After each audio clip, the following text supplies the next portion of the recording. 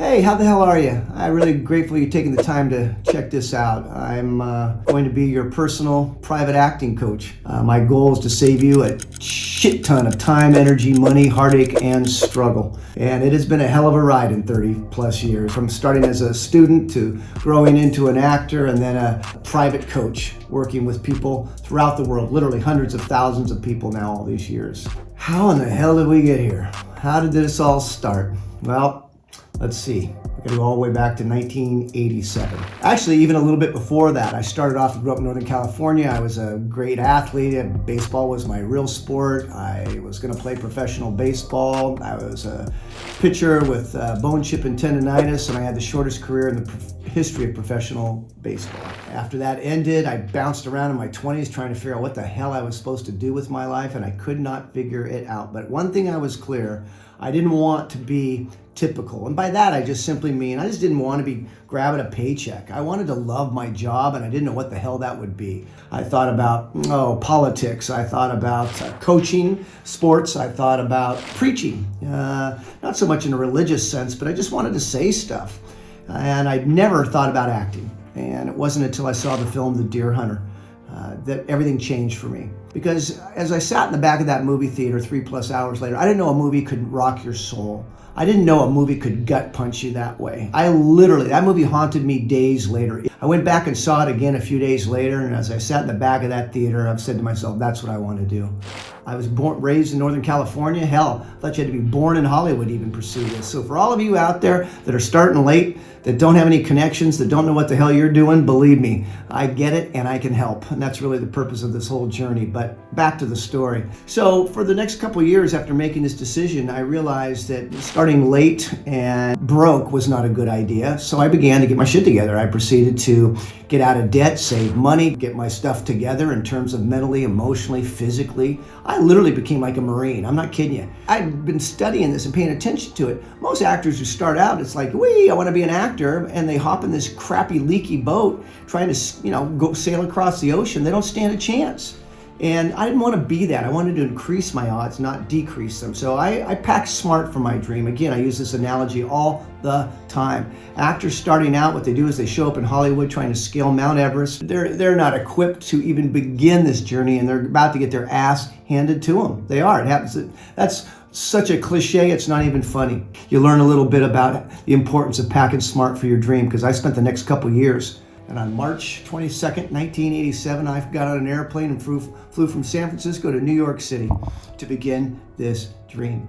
And I audited every class I could get into. I sat in on every class. I started actually at HB Studios. The great Uta Hagen and Herbert Berghoff. The HB Studios was already a legendary place to go. Great reputation, great respect, and inexpensive. And so for all these reasons, and they would accept a guy like me with no training, no experience, now 29 years of age. I kept hearing of this great teacher named Sandy Meisner. As he heard me talk about why I wanted to be an actor and all that I'd gone through, he listened and finally said, you know what, you actually care enough to study with my teacher. Good luck getting in. There's like a 3-year wait list, but I'm telling you, you care enough that I think that you should try to at least reach out and maybe get your name on the wait list. I'm like, okay. I hand wrote an 8-page letter, both sides, mailed that sucker off, and about 2 weeks later came home to a message on my answering sheet, that light blinking. Sanford Meisner will meet you tomorrow at 3 p.m. at the Neighborhood Playhouse School of Theater. Do not be late. This is to interview to be in Sanford Meisner's professional private class, of which there's only 20 people selected out of hundreds on a wait list. So even having this interview was a victory. And when I was escorted into his office, Sandy was actually holding my letter in his hand, all crumpled up, because I found out later he kept saying, read me that letter again, because he loved the letter. You know why I loved the letter? I was sincere. He could tell I cared. He could tell I meant every word I was saying, that I wanted this with all my heart and soul. He heard that loud and clear, but he wanted to see it. And so that's how our meeting started. He goes, why do you want to study with me? Why do you really want to be an actor? And I'm telling you, I would have loved to have answered him, but unfortunately, all I could do was just start crying. I'm not kidding you. The moment was so big for me. I was so grateful, so excited to be face to face in 3 weeks to this crazy dream with one of the world of acting's most influential, famous people. So it was so emotional, and I literally started to cry. As soon as I did, Sandy turned to his assistant and goes, put him in the class. And his assistant said, Sandy, we have a 3-year wait. And he goes, put him in the class. Well, for me, it's like a dream come true. And in that moment began my career, my dream, and my relationship with one of the world of acting's greatest influences, the late, great Sanford Meisner. I spent 2 years in Sandy's professional private class, and once that completed, I was now in Hollywood and began working my way up the Hollywood food chain, student films, independent films. And by the end of my first year, after leaving the formal training, I was in good shape to guest spots on China Beach and Columbo and a bunch of movie of the week things. And I had agents and managers and SAG cards and a nice resume starting to fill out. So things were rolling. And about that time, Sanford Meisner reaches out and asks me to mentor under him, to continue to carry on his teaching legacy. And at first I said no. I said, Sandy, I don't want to teach. I just want to act. And he said, you'll have to teach. Do you know why? And I said, no, sir. He says, because you care too much. You care as much as I do. You'll have to teach. You'll have no choice. So thus begins the next chapter of my career, which is I'm working as an actor, but now I'm mentoring under Sanford Meisner to teach and eventually emerge as his last teaching protege. And what a gift this was, because obviously, I get to spend more time with Sandy. That's a great thing. I get to learn and assimilate these teachings on another level besides just being a student.